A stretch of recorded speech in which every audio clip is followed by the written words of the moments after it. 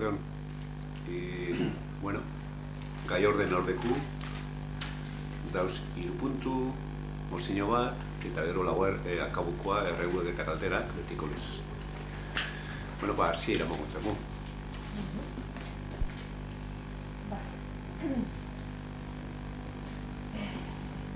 Ebazpen zatia, lehenengoko puntua, 2021ko otsailaren 24ko akta onestea. Ez dakit zer deko zuen komentatzeko, etxetik, ez? Onartutzat emoten dugu orduan.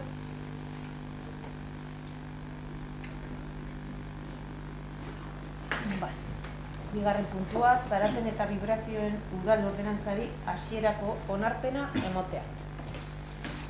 Irakurriko dut era laburtuan ebazpen proposamena eta norbaitek osotasunean irakurtzea gure badau esatia. Proposatzen den erabakia hurrengoa da. Lehenengoa, zaraten eta vibrazioen ordenantzari hasierako onarpena ematea, proposamen honen erantzun gisa erantziden testuarekin bat etorriz. Bigarrena, jendaurrean jartzeko eta interesdunei entzunaldia emoteko epe bat irekitzea, 30 egun baliodunekoa, aldez aurretik, Bizkaiko aldizkari ofizialean horren berri emanda. Eta hirugarrena, hasieran onartutako ordenantzaren testua udalaren webgunean argitaratzea.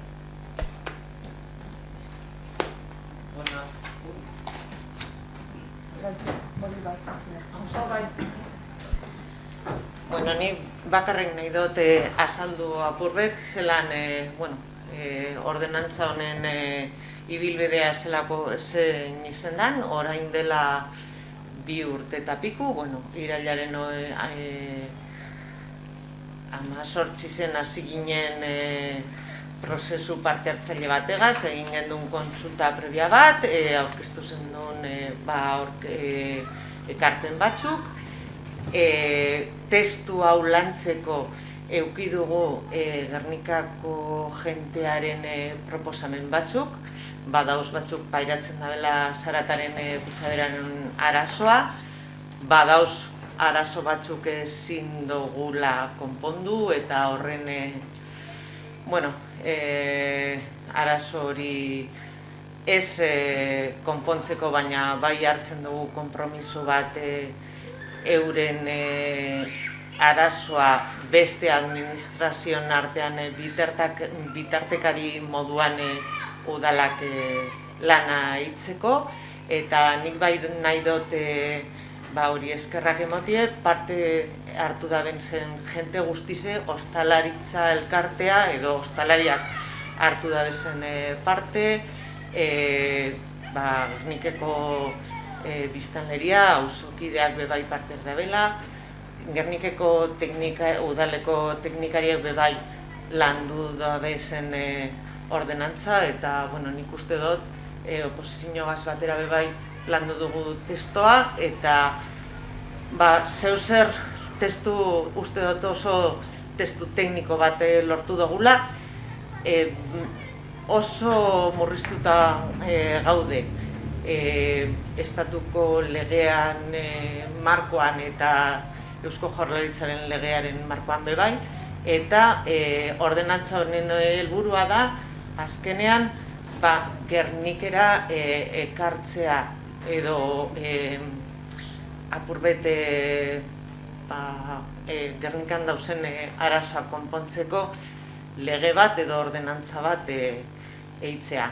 Ontze momentuen da lehenengo onarpena, idazkariak esan dagoen moduen, eta beste epe bat zabaltzen da, ekarpen gisa jasotzeko, eta prest gauz, non norma dauen ekarpenak eitzeko, azkenean testua hobetzeko eta ahalik eta neurrian testurik onena onartzeko.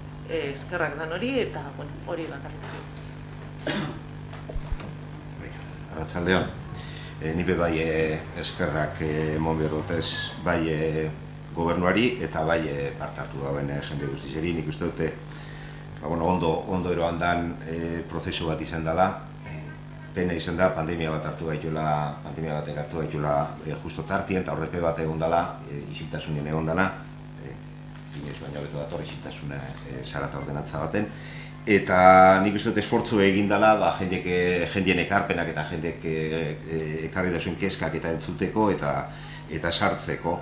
Eta tamalez badauz gauza batzuk ordenantza horretatik kanpo gelditzen dizenak, hor dauz errepideek eta trenbideek eta arazoak sortzen da bizela, eta nik uste dut nahiko argi geratzen dela udal honen konpromisoa puntu horretan bebai eta arazo horretan bebai beste administrazioekaz eta ardura daikien administrazioekaz bitartikari lanak eitzeko. Nik uste dut hori importantia dela, jende jakingo dauela badekola hemen nok entzun eta hori garrantzitsua dela. Mariak esan duen moduen oso dokumentu teknikoa da, hemen agertzen dizen neurrizek bate daki ondo dauzen, ez dauzen, hori teknikarien lana da, baina nik uste bai herritarrentzat eta bai udalarentzat eta ordenantza hau indarrean mantendu behar da berentzat, tresna bat ala, eta hurrengo hilen ez badau beste ekartenik edo alegazio hori aurrera jarraitze eta eskerrik asko berriro eta gure talde epe alde bozkatuko da.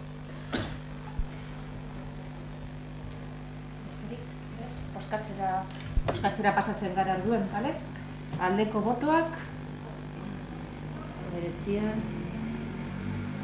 aho batez onartzen da.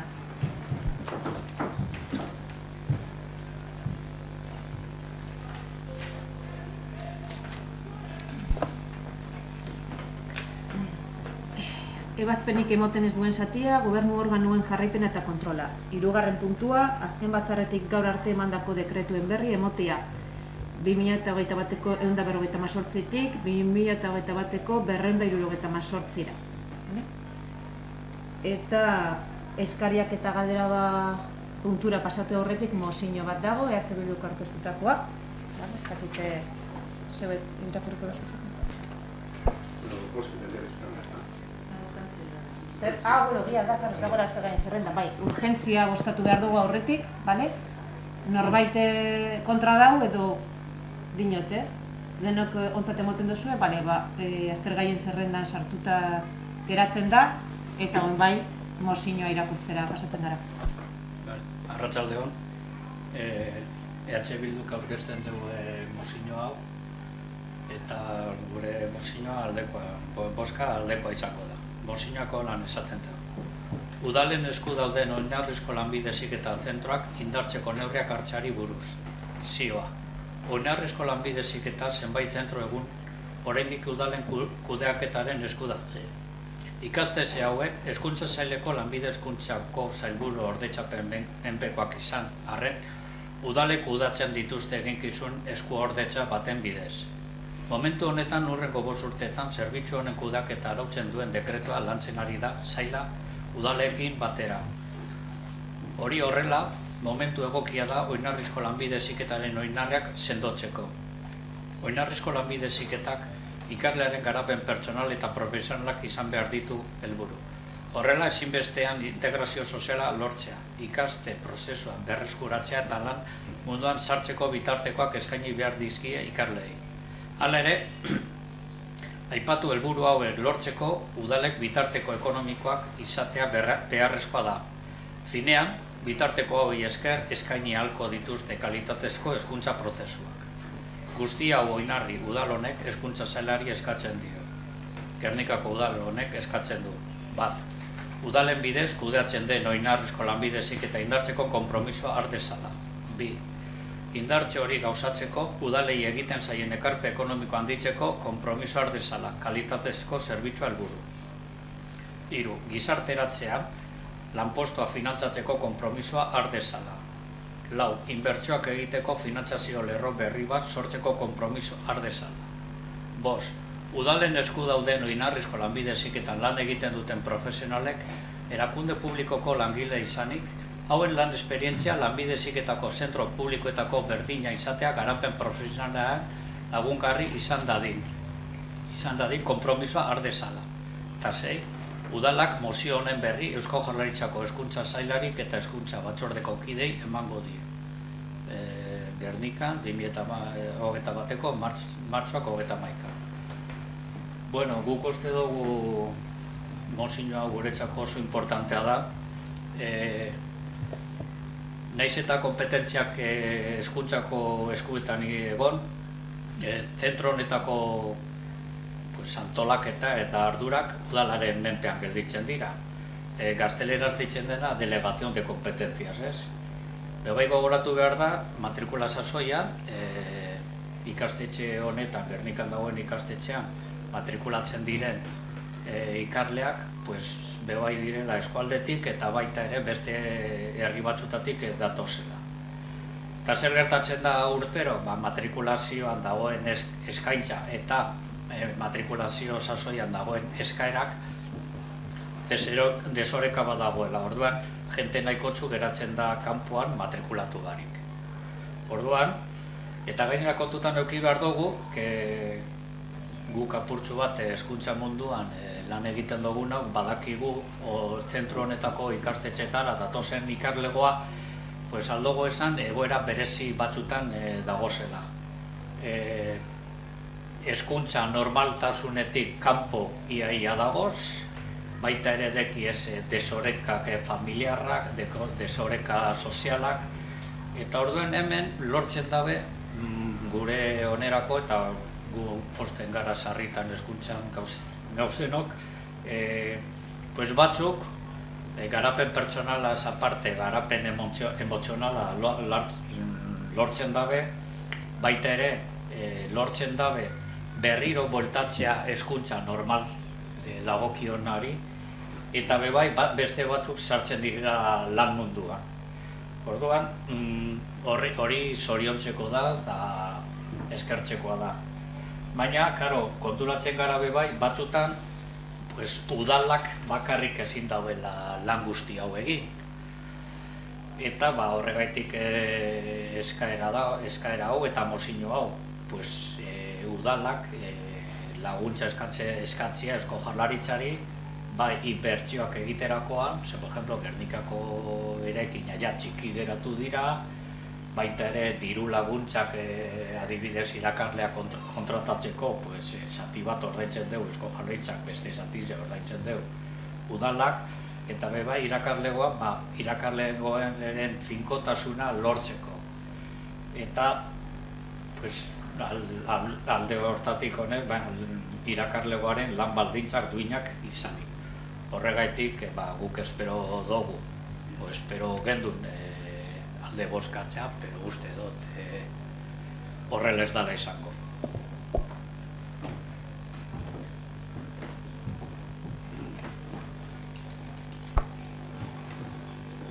Bernikene oinarrizko lanbide heziketarako kurso hobi ematen dira.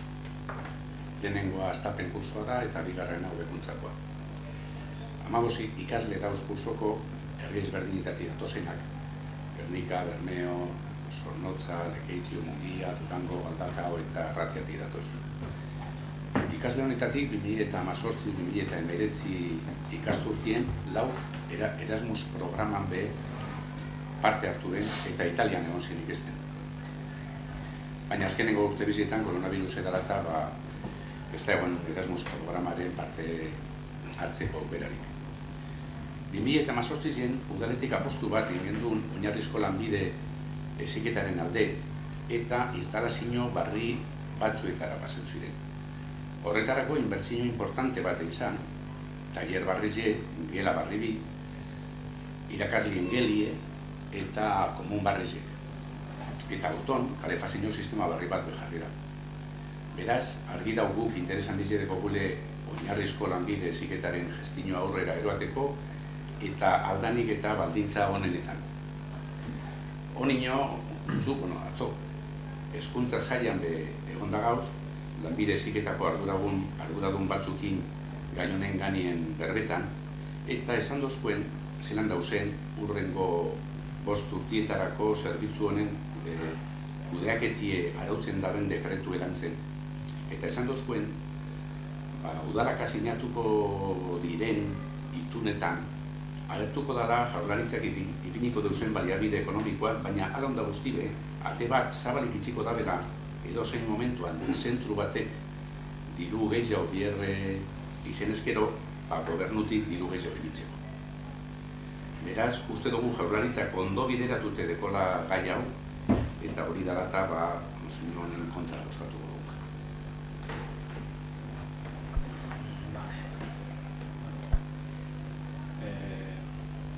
Bai, egize da udalak diru nahikotxo jartzen dauela, baina guk uste dugu behar dizela, por ejemplo, irakarlegoak urtero iai aldatzen da plantilla, eta irakarleren batek ordezka gaizotzen bada edo bat jartzen baldin badau, arazoa dagoz ordezkoa lortzeko. Urtero azkeneko urtietan gertatu da, iraila zikeran, edo igual, zehatzago izateko, abuztu amaieran azkeneko hastien, egotea telefonoz deitzen, irakarlegoa topetan. Dano dakigu zelako lana da hori, ikaslego horregaz lan egiteko, eta lan poltsatan dauen jentea beste aukera batzuk aukeratzen deuz. Orduan, urtero gauza berdinegaz. Irakarlegoa falta da, eraikinak ja txiki geratu dira, eta igual agian da orain momentua ikusita pandemia honek gizartean sortzen ari den eztabaida eta desorekak hori, eta aukera gehiago emoteko hezkuntza normaltasun hortatik kanpoan gelditzeko dauen arriskuan jenteari.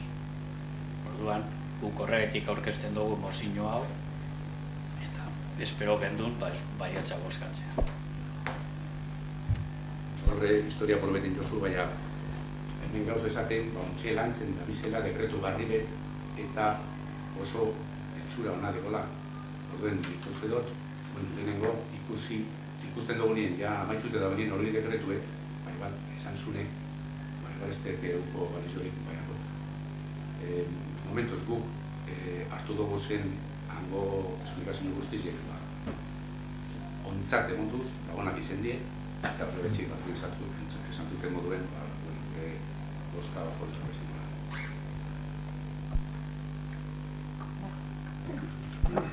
Bozkatzera pasatzen gara, aldeko botoak,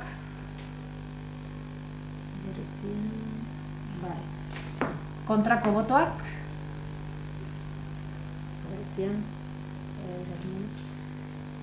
abstentziorik ez dauz, kontrako botoak gehiago dienez ez doa aurrera.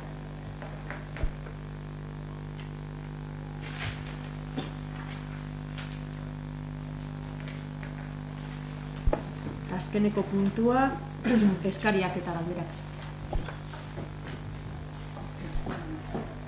Arratzaldean barriro. Nik errego bat edo eskari bat aurkeztu nahi dut gure taldeen izenien. Badakigu ja aurrekontuen lantzen hasi dala gobernu, ekarpen batzuk ja egin sarritarrak egon da prozesu hori martxan, eta ja erakunde autonomoetatik hasi diez deitzen eta juntak eta aurrekontuak aurkezteko, eta guk eskatu nahi dugune da zuek askure proposamenak aurkezteko batzeko betiko batzorde sarratu hori, baina apur bat zabalau eta tranquilago esplikatzeko marko bat, sartzeko batzar bat gure baduzue. Guk badeko ideia batzuk aurrekontuetan txertatu edo sartu gure geunpresenak, eta pandemia sortuta dauz danak, bizi dugun urteari atzera begira eta bizi zen dugun urteari atzera begira, eta aurrera begirako soluzioak edo neurriak topetan, ez? Labur esangoten az zenbakizetan eta sartuko, baina guk uste dugu zerbitzu sozialetan eta batez be berdintasun arloan pandemia honetan zehar ikusi da horre gabezi bat egon dela, bai violentzia matxista eta horrelako arazoak ugaritu egin direla eta zerbitzuetara ailegatzeko zailtasunak egon dira. Insistitzen dugu tokiko ekonomia laguntzeko premian, eta bono horretaz profitatzen edo aprobetxatzen ez diren autonomoetara eta gehien zarratu da ezen negozioetara nik zute heldu behar garela, eta horre diru laguntzari bat zabaldu behar dugule. Bai, kulturan, nik uste dut kultura oso kaltetu izen dela aurreko urtien, eta eskatu gure egunke 2019ko gastu mailetara ailegatzi, batez be ekitaldi eta emanaldi eri dagokienez. Ikusi dugu zelan seguruak dizela, gaur bertan argitaratu da Nafarroko gobernuak gineko ikerketa bat, eta ikerketa horren arabera kultura ekitaldia, kultura emanaldiak emoniko eremu sarratuek seguruak direz, ez direz kutsapenik emon. Euki dugu adibideak hemen bebai liseoan, eta nik uste dut urte osoan zehar banatute, aurreko urtietan egindan kultura gastua berreskuratu aldala, eta azkena, eta nik uste dut epe luzerako ideia bat dela, nik uste dut mugikortasun plana eta espazio publikoak aprobetxatzeko ikerketa bat egin behar dugule. Nik uste dut pandemia honen eraginez espazio publikoak, kaliek, terrazak, paseoak eta zelan ibiltzen dugu zen, zelan erabiltzen dugu zen aldatu indala, eta aldaketa hori geratuko dela, eta nik uste dut momentua dela 2012koa da horreko mugikortasun plana, eta nik uste dut aurton igual inbertsio txiki bat horreaz hasteko positibo izan aldala. Eta horregatik, honetaz apur bat astiro eta sakonau berbaiteko, gureko dunke batzar bat eukin, edo marko bat eukin aurrekontuen negoziak eta formala hasi orduko. Eskerrik asko.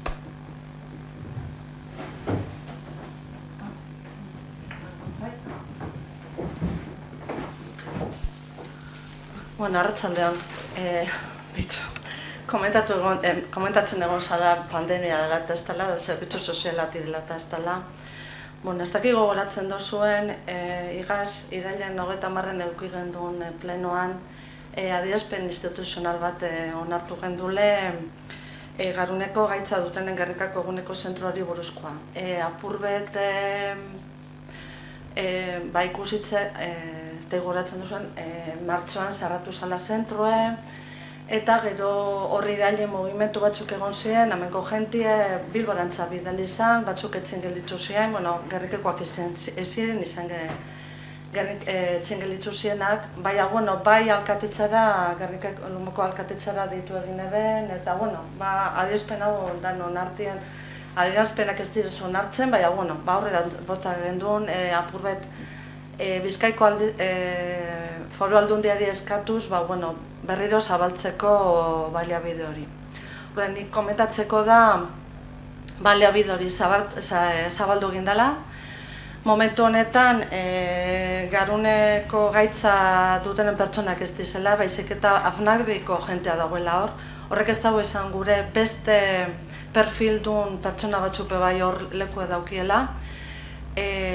Jakin badakigu, honek hirurek gure eskualdekoak kanpoan gelditu zirena, bai bata Bilbora joan zala da beste bizek etzien, momentu honetan zerbitzu honen barne dauzela eta funtzionatzen dagoela. Orduen, apurbet, adierazpen hau mogitu egin gendun eta egiz esan da lortu izan dugu beste zerbitzu desberdin bat da, bai gure eskualdeko daukazu zen zerbitzu gehitzeko dela, baina, behintzat, nik usten dut aipagarriz dela hiruokok gendu zenak momentu honetan berton dauzela.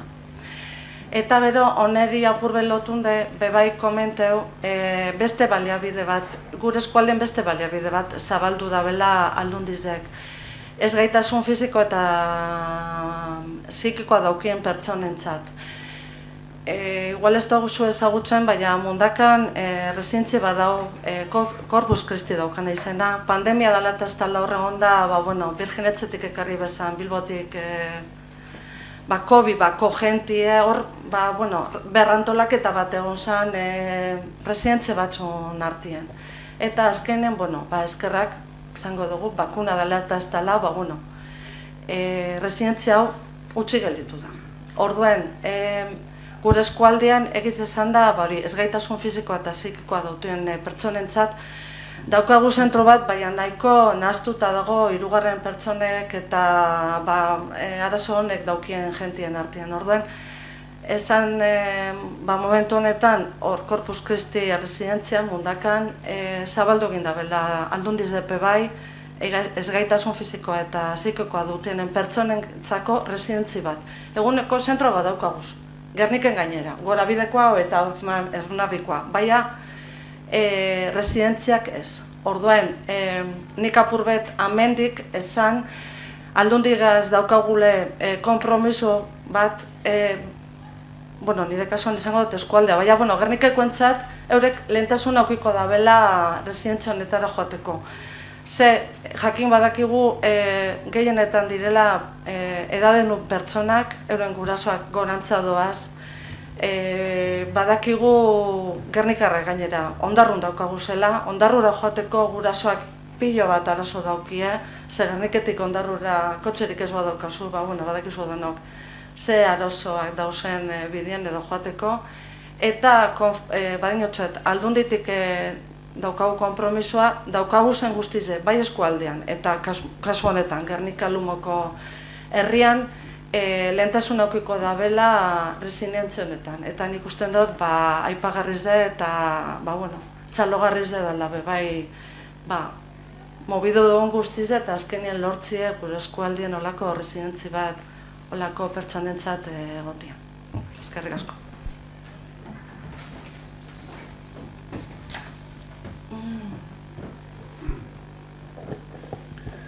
Nik hiru lau duze,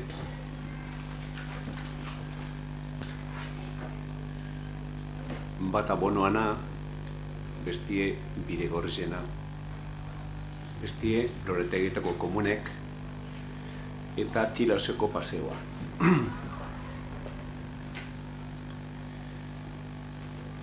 El tema de los bonos.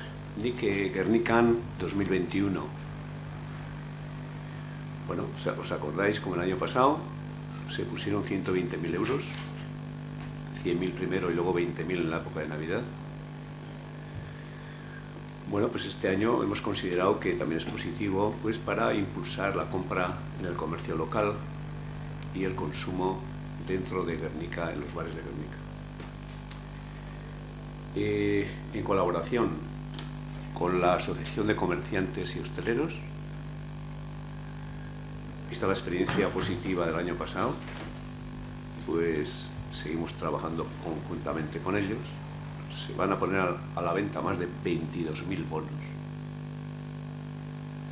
con un valor de 110.000 euros.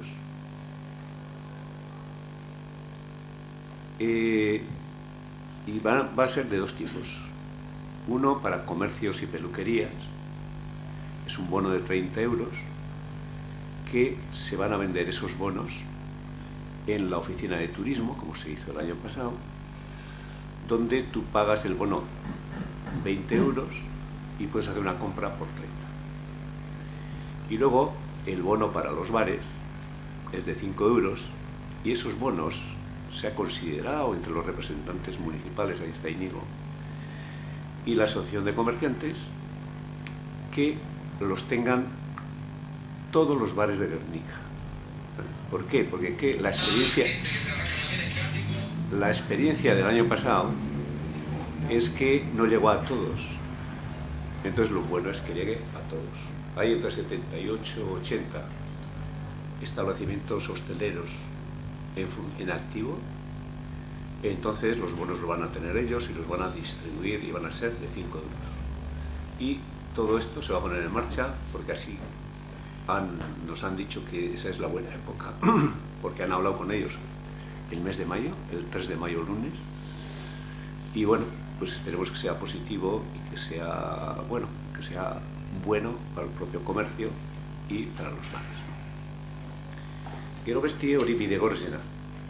Bidegorreze badakizue dekoz hor 3 tramo, bat Amestike baso, hane piztie patiniena daulekuen, beste hau barrezien dune, beste aldera pase dune, da gero da konexinoa.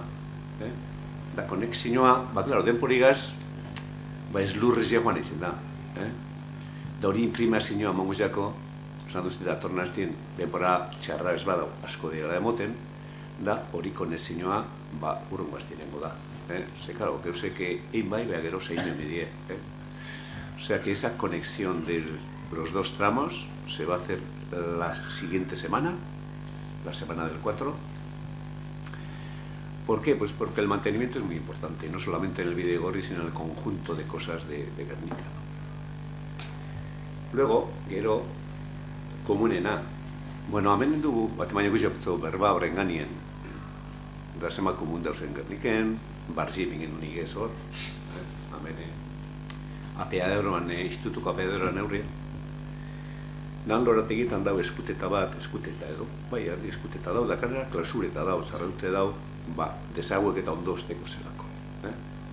Da hane, idi probak etxen ziren lekuen, Karrejoan, handau, eta etorko da Euroko Parkera. O sea que los baños, es de verdad que muchas veces no nos damos cuenta que es muy importante para la calidad de un pueblo el tener baños públicos. Y conocemos los que están aquí debajo del Paseo Lecu, que se hicieron nuevos, otros nuevos se hicieron en el Parque Santa Lucía, lo de la Ermita, luego está en pequeña velocidad, que es la parada del bus, la central,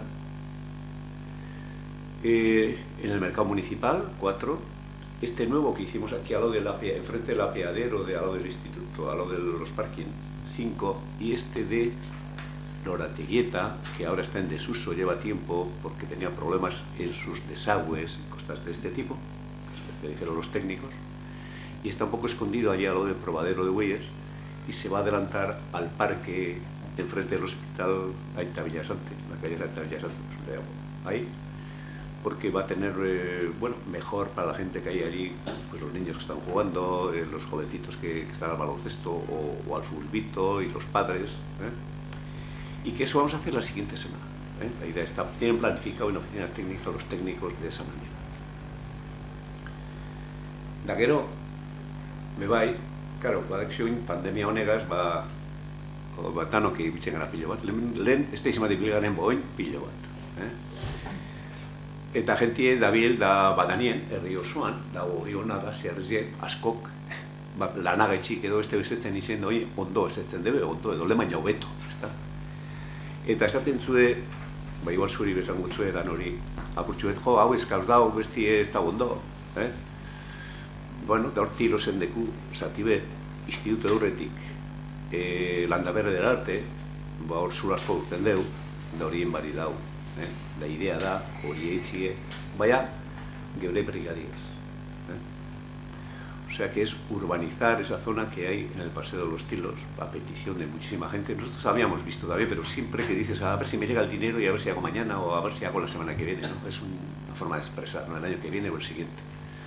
Entonces tiene, desde el instituto hasta Landaberde, hasta la Muga con Forua, tiene una longitud aproximada de 400 metros, 410 metros, con una anchura media de 220.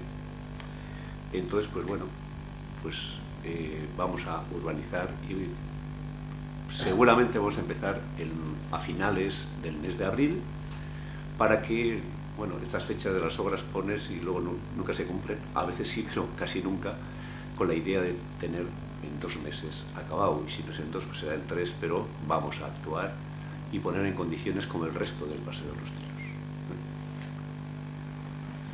Bueno, horrek lau geusek, lau detaile horrek jakin dizuen, eta gente jakin dizen, ez da. Besterik? Bueno, ni bakarrik izan, Aste Santu eganien dau, eta telebizio guztietan, periodikoetan, esan dure, hombre, es que la Navidad y vino y hubo muchos contagios. Eta hain dauz esaten kontu zibiltzeko Aste Santuen. Nik eskatuko neke benetan zaintzeko eta pazientzia ez galtzeko. Ze, claro, ja hasi die bakuniegaz oen denporie, dinue amendik aurrera barina joango dola dana, ze viruse dau edozein lekuten. Ni gogoratzenaz, oin urte bete ni ospitzerin hori zen. O sea, que quiero decir que tengamos paciencia, que no perdamos esa paciencia, que ahí está la Semana Santa encima, que todos los medios de comunicación y los especialistas, virólogos y neumólogos dicen que andemos con cuidado porque el virus está en cualquier lado y que, bueno, que está ahí la vacuna, que estamos todos pendientes de que llegue a ese 70% o más, y que es verdad que el virus está en cualquier sitio porque nosotros el año pasado cogimos aquí en una reunión de 7 personas y fuimos 4. Uno era el secretario, otro era Iñaki, otro era el coordinador del hospital, al cual no le he visto, y a Iñaki Laguay, le mando saludos desde aquí. Y que tengamos paciencia, que a esto hay que superar, y que, bueno, pues, que no quiero que nadie esté enfermo del virus. Vamos a ver este.